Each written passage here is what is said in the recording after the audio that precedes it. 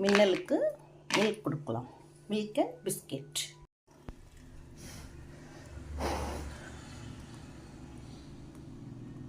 சூடான பால் மின்னலுக்கு. ஆறுனதும் குடிக்கணும் மின்னல் குட்டி.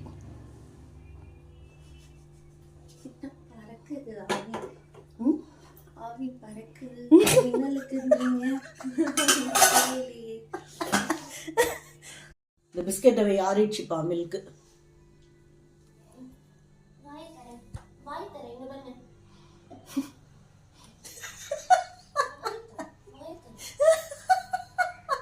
இந்த அளவுக்கு ஆயிட்டியா நீ? அது வாயை திறக்கிற அளவுக்கு அது கடிக்க போட்டு பெறாடணும்.